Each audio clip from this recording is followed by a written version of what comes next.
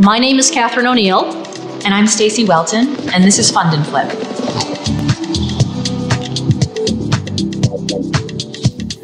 Welcome to Fund and Flip. Cali, really great to be able to see you. Thank you for coming and joining us. Can you tell us a little bit about yourself, your family, and we'll get into your real estate and flipping journey? Sure. Yeah. So thanks for the invite. It's a pleasure and honor to be able to kind of speak to your audience today and you guys. My name's Cali Braithwaite. I'm a husband and father of three. I am athletic and enjoy staying active and moving around and hanging out and watching my kids enjoy themselves. And I also really enjoy getting involved in making deals happen, whether it's in real estate or anything that's fun, exciting, interesting, and that other people aren't willing to do. That's what I really enjoy. So hopefully I can shed some light to your audience on my involvement in the real estate world and how that kind of connects me to my family and how I interact with, my loved ones. I know that for a while in some previous employment of yours, you didn't get a chance to see your family all that much. So can you talk a little bit about your history and how real estate might have enabled you to spend more time with your family? Totally. So as you may know, I worked in the Alberta oil sands for just over, 12 years. And when I started there, it was really just a temporary plan. It was like, you go out there, make some, get some good income, invest in real estate, come back. And, I didn't have a plan of like what I was going to do after, but I just thought I'd go there for a year or something and come back and figure it out. And I remember sitting in a lot of the orientations, and some of the people, presenting at these orientations and training us said, oh yeah, we came out here with our family and we kind of planned on being here for, a few months. And here we are 20 years later, 30 years later. So just be warned, right? And I thought, yeah, never me. But when I did go out there, I was single. I didn't, no wife, no kids. So it was a little bit different. But throughout that time, I started a family. And then, with one kid, I kind of said, okay, well, this is, I should really start to make harder moves at getting and spending more time at home. And then 2 kids, and then 3 kids, and then COVID. It's kind of like, okay, I've had enough. And I invested in myself and got some mentorship and training and that kind of stuff. And that really helped out. But the best thing about it now, about being able to, be home every night and take my daughter to soccer practice, take my daughter to gymnastics. Those little things that when I was away, I was able to do half of the time, which was still great. But just knowing that I can do it all the time is really priceless. So I'm very fortunate just to be able to kind of do what I love, where I love most of the time, minus the winter, and with the people I love, right? And so this is exciting. So that changed from working in the oil fields, and now you're not, and you've got time to be able to spend with your family. What enabled you to be able to do that? Great question. So it was a ton of stuff. I mean, just the years of experience and like gaining confidence and knowledge with some of the strategies in real estate that I was applying. The biggest thing I think was by me making that decision to invest in myself and my knowledge. And that was really the most pivotal decision that helped me get to where I am now. So I actually hired a coach in, I guess it would have been the January 2020. And then in May of 2020, I joined council and this mentorship, great group. But all of those steps, previous to that, I was investing in real estate just on my own without any real formal education other than, Robert Kiyosaki book or whatever the popular book was, the no nonsense landlord, whatever I could kind of read that would help me get a little closer to that financial freedom, but it wasn't working. The reading the books was getting me the properties, but those properties weren't doing what I needed to like replace my full-time income, right? So the equity was there, which was great. But I didn't have the recipe to get out of working the 9 to 5 or whatever hours I was doing by traveling. I didn't have the recipe to be able to stay home and create enough income through real estate to replace that income. Okay. And so you got some mentorship, and then what has that led you to? What you were talking about how you owned property and you had tenants. So you were, I don't like the word landlord so much because it sounds like you sit on your butt all day long and have minions do the work for you. And being a property owner as well, I know that it is a lot of work. But being a landlord, is that still what you're doing now, or have you morphed in some way? I think I've morphed. I still am a landlord for the properties that I had owned previous to like my born again real estate investing, we'll call it, right? So those ones I still manage because they're just that easy to manage. But anything that I've purchased after getting some coaching and some formal training and mentorship, they've all been with property managers. Thankfully, though, again, the comfort of buying a property, putting a down payment on it, spending money on renovations, talking to the bank about how we're going to refinance, going through all those steps. For me, having that experience that I had, it made it a lot easier for me than maybe for others who are totally green to all this, that, I have the pleasure of doing stuff with today, right? So I'm grateful for that, but it did make it easier for me, and it made me an easier transition into doing it full time because of that experience. I hear you. It was up until I had owned some properties, but prior to that, also got some mentorship to be able to know, like when people were talking about things, what it was, what it meant, how serious it was, and also then being able to make, like, safety is really important to me as an engineer. And so when people were talking about, well, we could change this and it would be safer is a simple word, but changing a lead water pipe into a copper water pipe so you no longer have lead in the water. I'm like, I'm going to do that, and knowing you can do that, etc. So with that knowledge you've got, what are some of the things you're working on today? Because I understand you've got some buy and holds, as people call them, but you're also doing some other things. Yeah. So right now I have kind of fortunate enough to, I don't want to call it dabble, but with my comfort level in real estate, I'm able to identify opportunities, and I like to refer to them as exit strategies when I'm looking at different deals. So some of them might be, a short-term lipstick flip, a property that doesn't need a lot of work, minor renovations, and put it back on the market for a profit.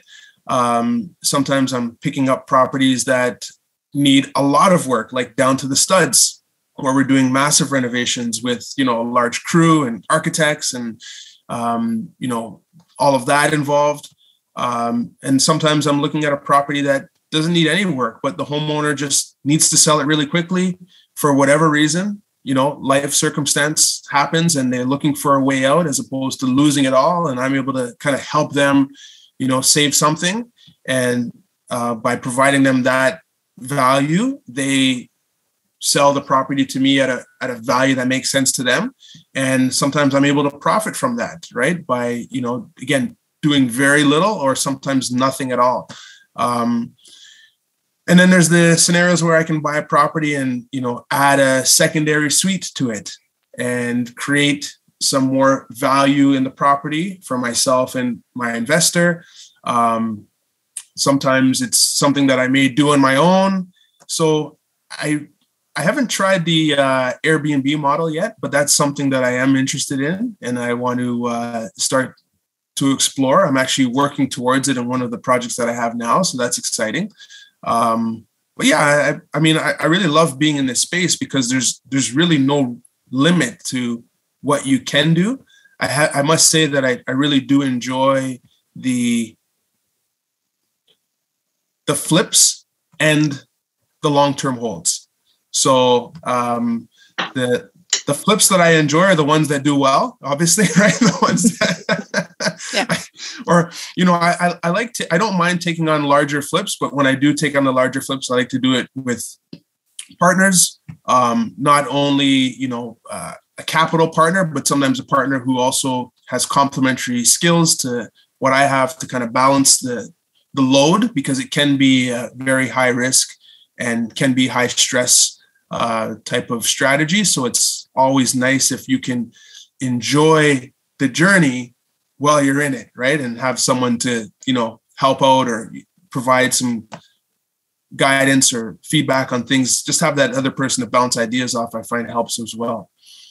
I certainly want to follow up with that, but let's go back to something that you said earlier. You talked about with a flip, and are there stories you have? Because you were saying that also sometimes people really need to sell, and you help them out by helping them sell. Do you have any stories for us about, I don't know, anyone you remember where you know, beyond kind of like, why would people sell privately? Why does that help them? And then also, you know, with what you do, the people you're selling to, your customers, you know, why are they buying a house that's been renovated versus maybe buying one that they have to renovate themselves?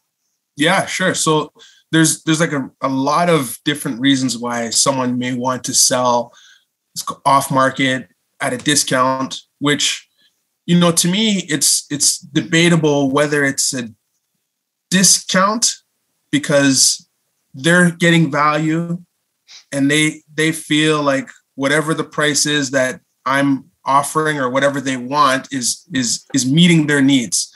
So, you know, if someone else is willing to pay more, does it mean that the property is really worth more or that someone's willing to overpay? So I think some of the most common scenarios where I'm able to be successful in buying these off-market deals is, you know, maybe there's mobility issues and, you know, the homeowner has lived in the property for a very long time and they've let the house kind of deteriorate, or there's been a significant amount of deferred maintenance where it's just too overwhelming for them to take it on themselves. And they don't want to go through the coordination of hiring contractors, vetting contractors, doing anything. I mean, you know, if you look at Toronto, for example, some of the houses that someone might have purchased a property in downtown Toronto 10 years ago for $500,000. And, you know, that's a lot of money, right? But over, you know, 10 years, that same house could be worth today $2 million. So for someone to know that, you know, hey, yes, the house has fallen apart. You know, I've loved it. I haven't done all the upgrades. The houses that I see now are like immaculate. They're beautiful. They're gorgeous, but there was a lot put into that. And someone had to spend a lot of money to get it there. The person that bought the house for $500,000, they may be very happy just selling it as is, walking away, making $1 million or more.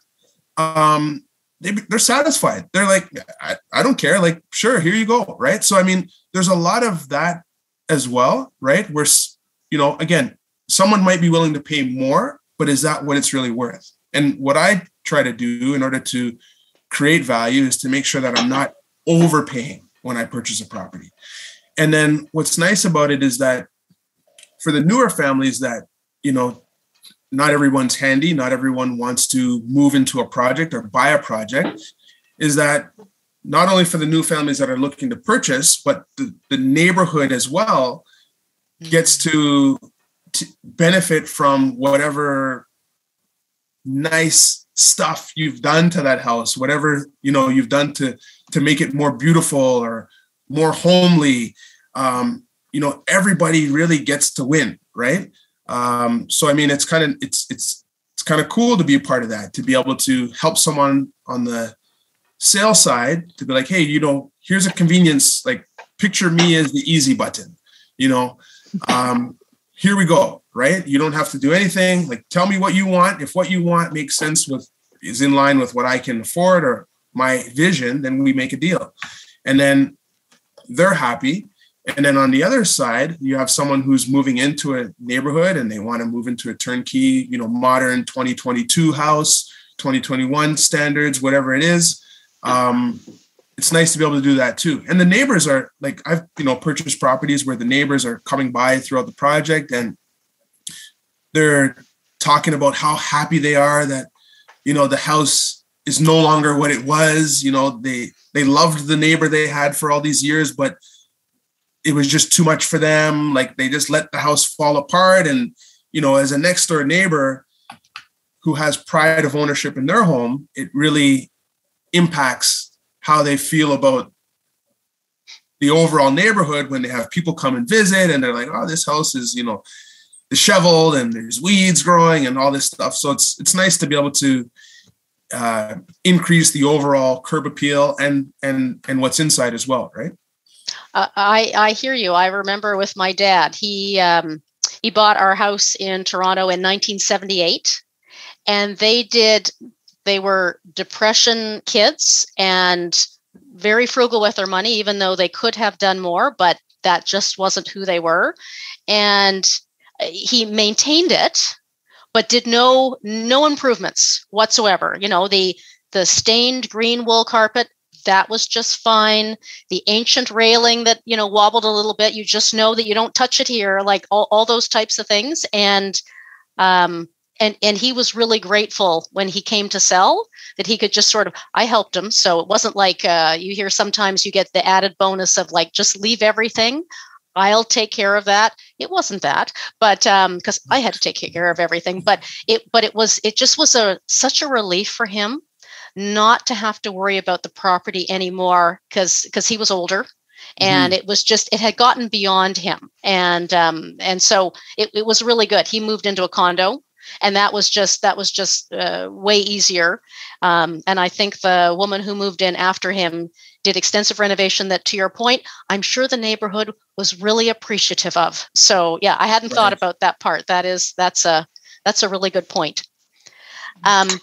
One of the things that you didn't mention, but or you touched on briefly. So some of these older properties, when they get renovated, and you're doing some of this work now, I presume you have to follow, you know, like current building standards, right? And so, you know, stuff gets modernized, but modernized in a safe way, because the building standards are making us, in general, more safer and safer. Can you say anything a little bit about that? Yeah, totally. So I think the key is that whenever I touch something, or if I'm working on a project that, you know, I'm kind of quarterbacking, I want to make sure that it's safe enough for my family and I to live in, right? So, you know, I try to, although I've been involved in large guts and flips and stuff like that, what I try to do more of is projects that don't require the additional permits and that kind of stuff, because the time that's involved, and, you know, so I try to take on lighter flips. There have been times where I've gotten engineers involved just to give me, you know, peace of mind, like, hey, this is what I want to do. Are we okay? Like, what do you think? Can you put it in writing and stamp it for me? I'll pay you to make sure that we're okay. And I think that gives me peace of mind for things that I'm not aware of, that I know would impact the, you know, integrity of the home, right? So that's that's my outlook on that.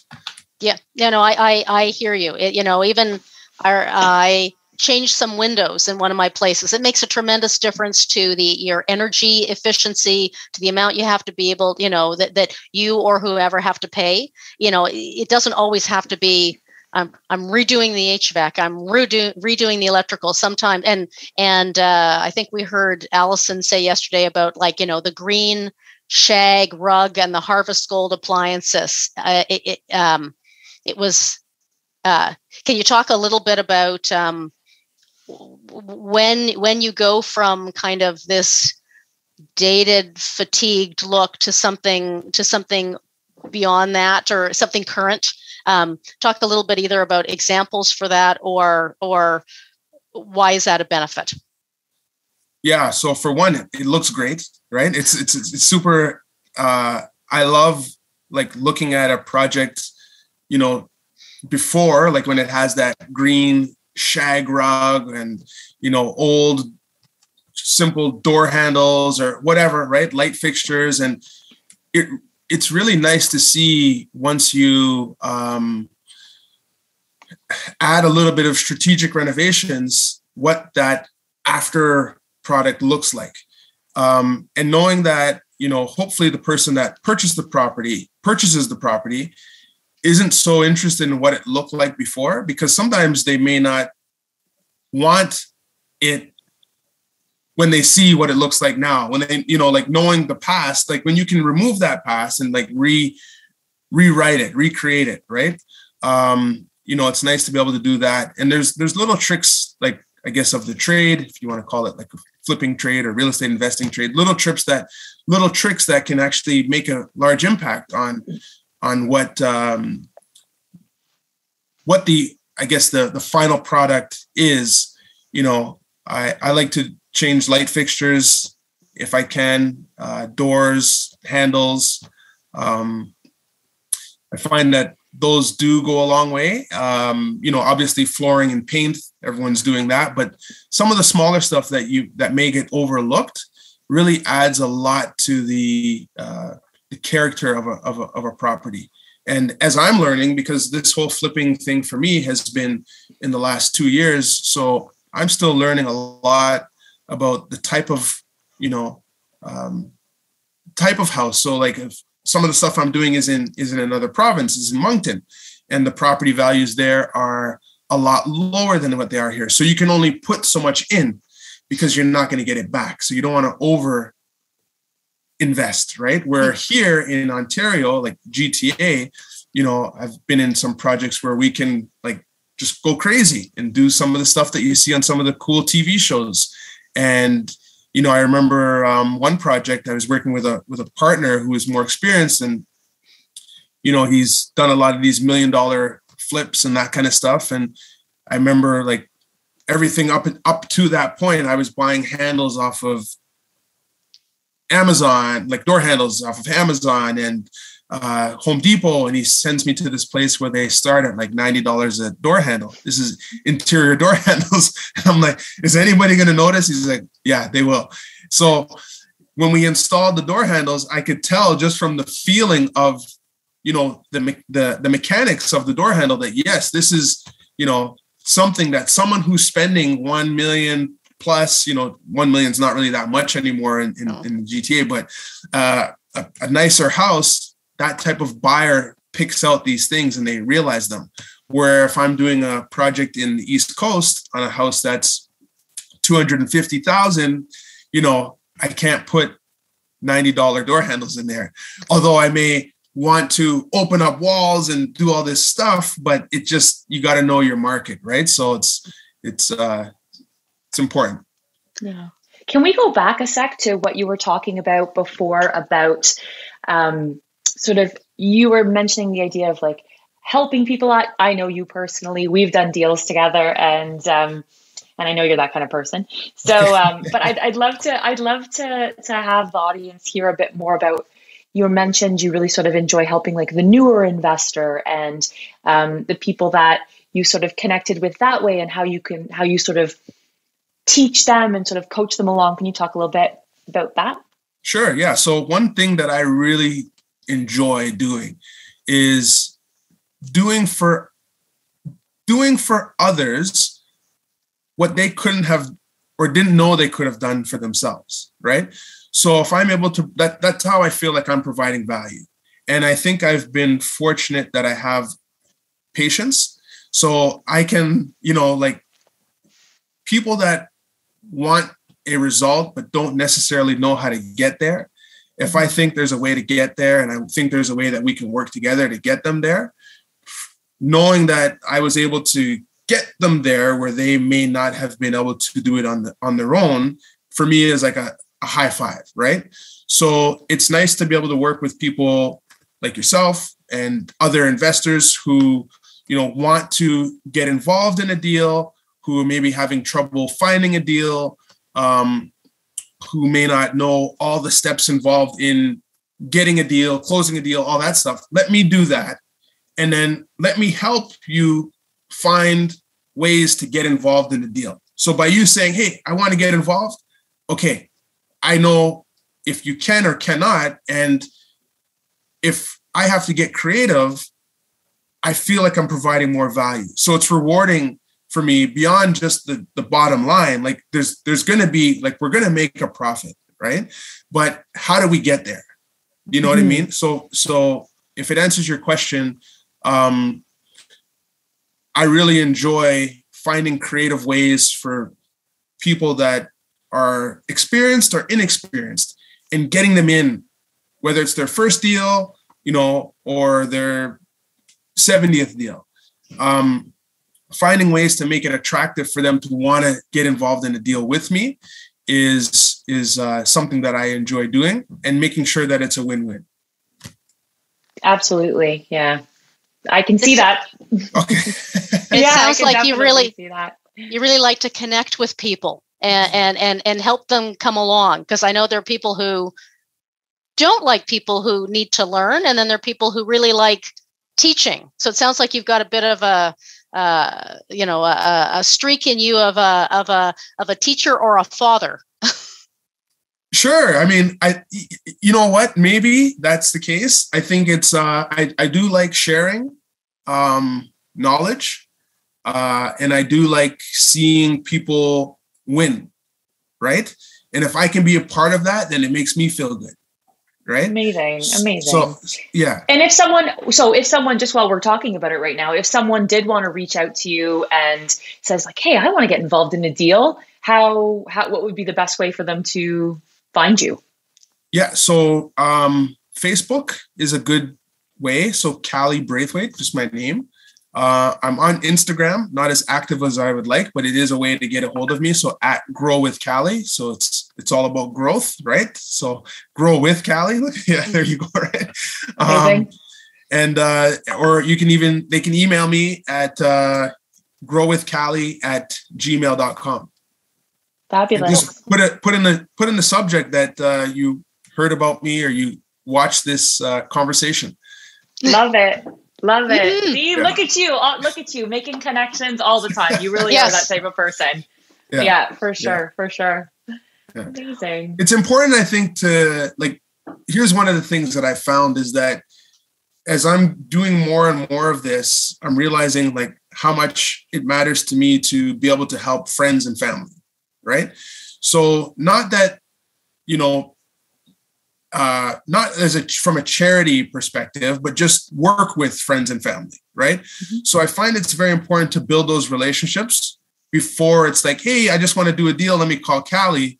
It's like, well, who are you? Right. What do you got going on? Why? Right. And I think that it's kind of nice to be in a position to choose who I work with. And how that goes. And I want to be able to continue on that path, right? Is to be able to kind of, choose who I work with. Because there's some people that are really, really transactional. And I'm not really looking for that type of experience because I don't feel like it's appreciated. It's just about the bottom line. What are you putting in my pocket? And that's it, right? So yeah, right now, today, this is how I'm approaching it. And hopefully I can continue to approach it that way going forward. Well, certainly giving back. You talked about the mentorship you got and people who helped you, and then now you're helping, the next group. It's true. There's just a lot of sharing, and as you had said, win-win, or maybe it's win-win-win with the multiple partners you've got. So that's really great, and we really appreciate your story, and it's inspirational, and we are glad that you have joined us today. We appreciate your candor and your sharing, and please feel free to reach out to Cali if anyone wants to hear any more, or has any needs any help, has any ideas. You can hear partnership and connection is a big deal for him. And if they wanted to reach out to us, Stacey, how do they do that? Oh, they can reach out to us at Equity Hub on Instagram, equity_hub, or they can email us, equityhubtoronto@gmail.com. All of it will be linked in the video. So appreciate it. Thank you so much, Cali, for being with us today. Really, really appreciate you spending the time. Thanks for having me. It's been Thank a pleasure. you. Yes.